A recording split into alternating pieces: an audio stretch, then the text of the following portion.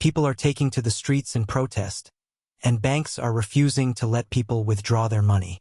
In major cities, visa offices are always crowded. Business people, students, social activists, families, many are trying to leave China. Why is that? Many say it's because the economy is plunging without control, the population is aging, and the government has no new solutions for change. Some people are even seeking asylum in Western countries before the situation gets worse. But leaving China is not easy, because the surveillance system covers everything. Cameras watch your every move, 24 hours a day, 7 days a week. So what exactly is happening in China, especially after they just came out of an intense trade war and seem to be in a strong position? In today's video, let's explore everything in detail. China is currently facing a major crisis on 3 fronts: a shortage of young people, a surplus of elderly citizens, and a lack of financial abundance compared to the past. The first issue is population. China was once known for its strict one-child policy, which has led to serious long-term consequences for society. There are now far fewer young people. Even though the government is now encouraging families to have more children, in reality, having kids in China has become a luxury. Life is increasingly expensive, jobs are scarce, and salaries are low. Many couples would rather raise cats or dogs than have children. As a result, the young population is shrinking rapidly, and the labor force is steadily declining. As we've said many times, without young people, there will be no one to produce, no one to pay taxes, and no one to support the system. Meanwhile, the number of elderly people is growing rapidly, and they are increasingly unable to care for themselves. They need hospitals, doctors, insurance, and pensions. This puts an enormous strain on the country's healthcare and social security systems. The fewer young people there are, the fewer taxpayers there are, and that means less money to take care of the elderly. And so, the cycle begins. To make matters worse, many young people with means are leaving the country in search of better opportunities abroad. So China is facing a situation where there are no children and they can't retain talent either.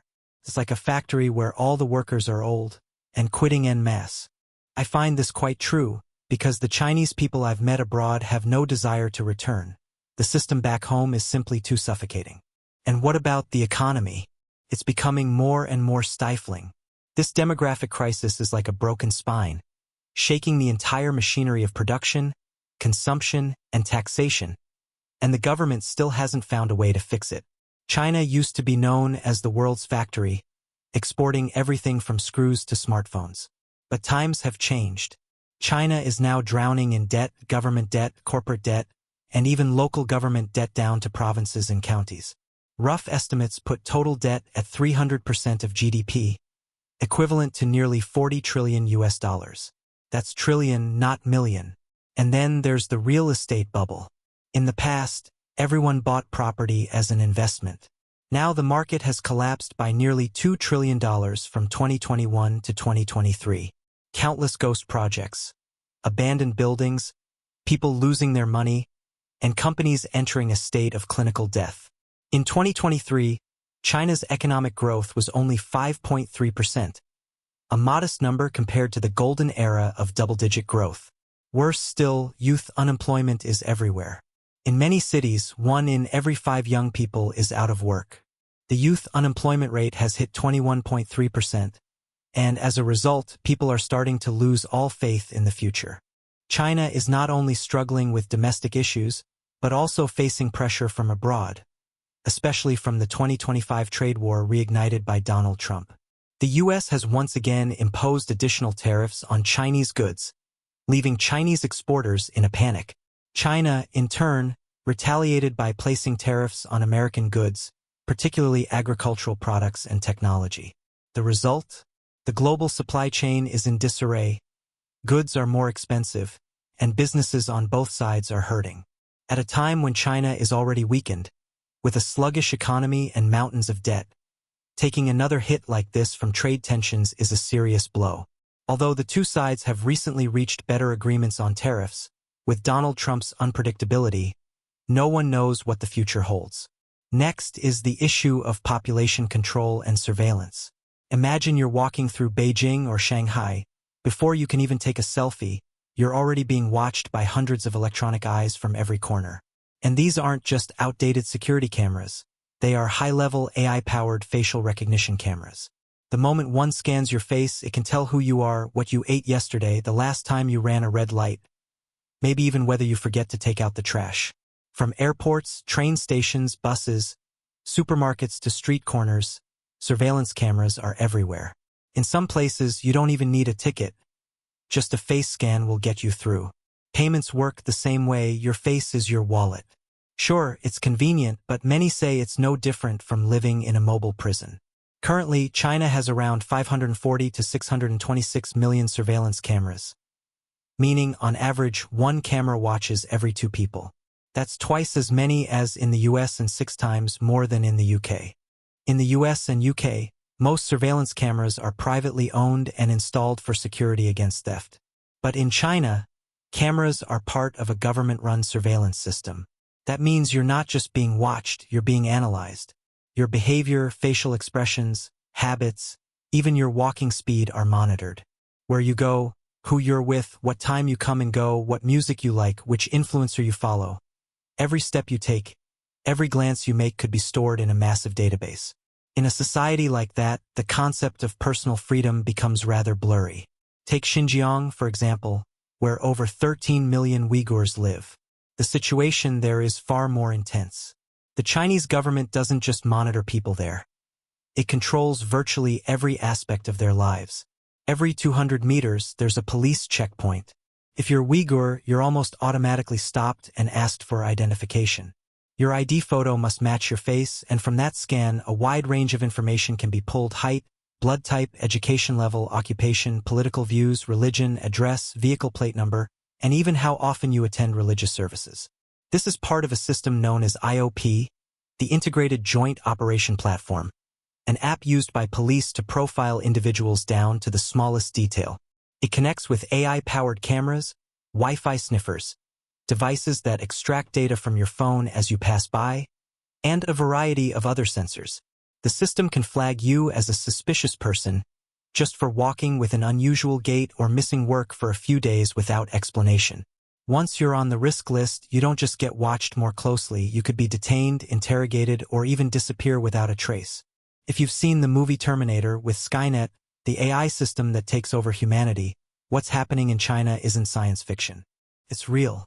This system can scan the entire population in under 1 second, with an accuracy rate of up to 99.8%. That means you simply cannot hide. Every step you take, every glance you make, can be tracked. The Chinese government and its security forces can know exactly where you are and what you're doing. And it doesn't stop there. They've also launched a program called Sharp Eye, which began in 2018.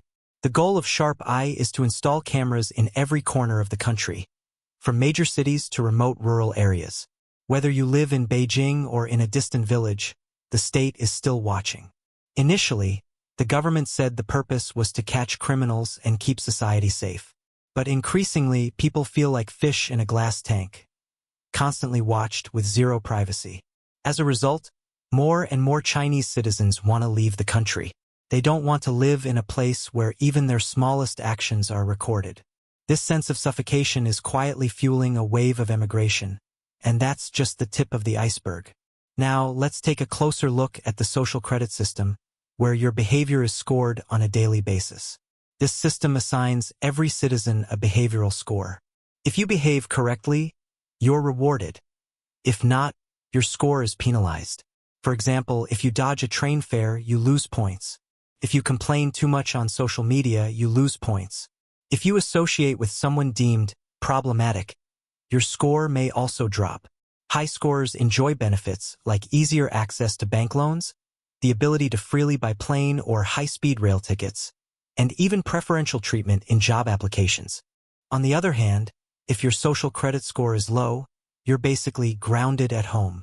You may be banned from traveling, denied financial services, unable to rent a decent apartment, and even your children might be barred from attending good schools.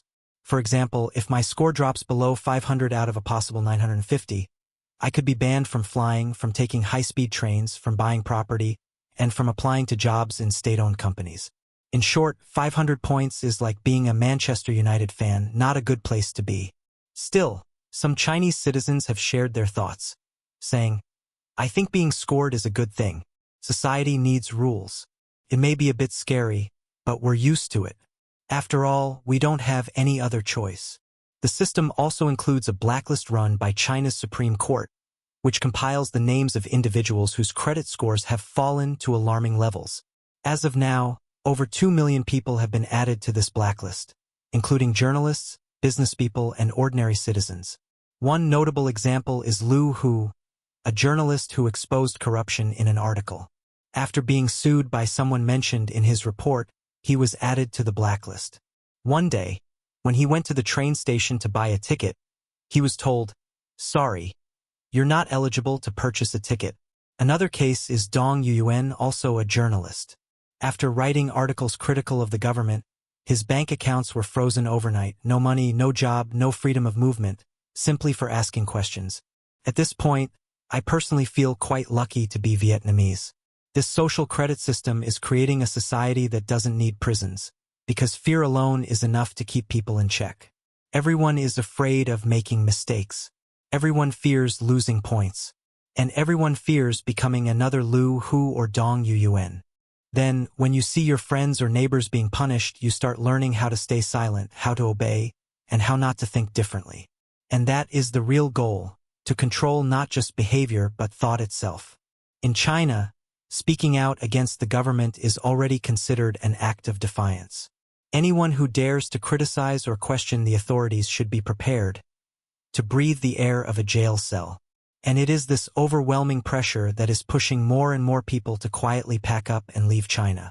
Take, for example, Professor Zhang Ruan, a well-known intellectual who used to teach at Tsinghua University. One fine day, he wrote a critical article, and the result was that he was arrested. If someone with knowledge and status can be picked up just like that, then ordinary people wouldn't dare speak out at all. Then there's Ilham Tohti, an advocate for Uyghur rights. He was sentenced to life in prison. In 2020, Ren Jiqiang, a real estate tycoon, published an article criticizing President Xi Jinping, calling him a naked clown acting as emperor. A few months later, he was expelled from the party and sentenced to 18 years in prison for inciting subversion of state power. These cases show how methodical and heavy-handed the Chinese government is. Anyone can be silenced. Speak out and face the consequences. Stay silent and you might survive. Now let's talk about travel restrictions. In China, freedom of movement is not considered a basic right but a privilege. If you want to travel, you must apply for permission, and the authorities can approve or deny it at will. In other countries, you just book a flight. In China, you have to wait for bureaucratic approval, and you may be rejected without explanation. Instead of just applying for a visa to go to the US, you now have to get permission from your own country just to leave. This is especially true for minorities like Uyghurs and Tibetans, or for anyone who has spoken out against the government. If they want a passport, they can forget about it. Escaping the country is no longer uncommon. Many young, talented people with big dreams are choosing to leave because they feel suffocated. They want to live in a place where they can move freely, study, and work, without being monitored like criminals. There are people who arrive at the airport to fly to Canada, only to be stopped without knowing why. There is even a no-fly list in China targeting journalists, lawyers, human rights advocates, and activists. If you have a criminal record of speaking too much, you're on it. The reason is simple. Stopping people from leaving is not just about control, it's about silencing them. If you never leave the country, you can't speak up somewhere else. If you're constantly being watched, you can't make an impact. This kind of restriction makes many people feel like they're trapped in a cage. Even with wings, they can't fly. And when talent, intellect, and the youth feel stuck, the nation is left only with those who endure in silence. Now let's talk a bit about Hong Kong. It used to be known as the shining jewel of Asia, but now it no longer shines. It's filled with darkness, fire, and tears. In 1997, Hong Kong was handed back to China by the UK, with the condition that China would allow it to remain free under the principle of one country, two systems. To put it simply, I live in the same house as you, but I have my own room, my own Wi-Fi password, and you're not allowed to interfere with what goes on in my space. But recently, China has acted as if, this is my house. I'll enter whenever I want. In 2020, China introduced a law called the National Security Law for Hong Kong. Under this law, any act of protest, criticism, or even slightly divergent thought is labeled as subversion, terrorism, or pro-Western behavior.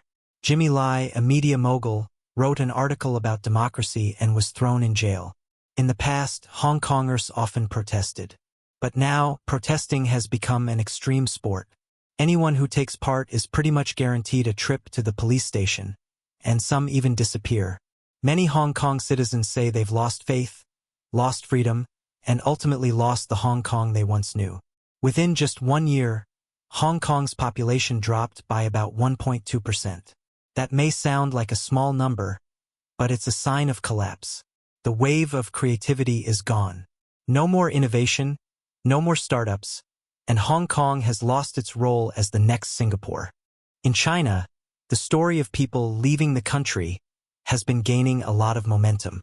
Recent data shows that visa applications to the US, Canada, Australia, and Taiwan are skyrocketing. Chinese people are not just dreaming of beautiful houses and luxury cars, they're dreaming of leaving the country. They're leaving because staying feels suffocating, with laws acting like traps. Speak out and you're summoned for a talk. Even leaving the country requires a special exit visa. It's not as simple as just buying a plane ticket. This situation hits the intellectuals, entrepreneurs, and creative minds the hardest, those who need an open environment to grow. Reports suggest that about 10% of China's top talent has left in the past decade. But life abroad isn't all rosy either. Around 60% of newly immigrated Chinese struggle due to language barriers, and more than 40% feel isolated and unable to integrate. Some go from being directors to delivery workers, or from professors to kitchen assistants. Worse still, even after leaving, many are still monitored. Some former journalists who wrote critical pieces are closely watched by the authorities, even while living in another country. That said, many Chinese immigrants have made their mark abroad. In Silicon Valley, about 15% of the tech workforce is Chinese, and many of them are contributing to the future of global technology. However, roughly 20% of highly educated Chinese end up working jobs unrelated to their degrees, like earning a PhD only to work as a hotel receptionist. So, if China's situation continues to worsen, what will happen? Specifically, what would it mean for the rest of the world if China were to collapse? First, we need to understand that China is the world's second largest economy, meaning it plays a critical role in global trade and finance. A major economic collapse in China would shake global supply chains, causing delays, shortages, or sudden price hikes for everyday goods, from electronics and clothing to household items. Many financial experts predict that if China were to truly fall into crisis, global markets would be rocked. Investment funds would face increased risks, and risk premiums could surge by up to 20%. When a global economic pillar starts to shake, the shockwaves spread quickly, disrupting trade flows and investment decisions everywhere. Even a short-term production halt in China could raise global manufacturing costs by 10 to 15%. That means you and I would pay more at the supermarket for a piece of meat, a smartphone, or even a new pair of sandals. Since the global economy is tightly interconnected, when China sneezes, the whole world might catch a cold. Even small convenience stores in narrow alleyways could be indirectly affected, let alone major corporations. If a collapse occurs in China, it would bring significant instability to the global financial system. Banks, investment funds, and international financial institutions would face a heightened risk of default, sudden devaluation of assets, and one of the biggest current debt bombs, China's real estate market. This sector not only makes up a large share of China's GDP, but also represents a dangerously inflated financial bubble. If this market starts to crack, both domestic and international investors could suffer severe losses. Confidence would decline, businesses would struggle to secure financing, growth would slow down, and recovery could take years. In the long run, if China collapses, the global trade order could also be reshaped. For a long time, China has been the factory of the world, the largest manufacturing hub on the planet. If that role disappears, other emerging economies may rise to take its place. such as India, Vietnam, Mexico, or Indonesia. This would create a new playing field where superpowers would need to rethink and restructure their economic and diplomatic strategies.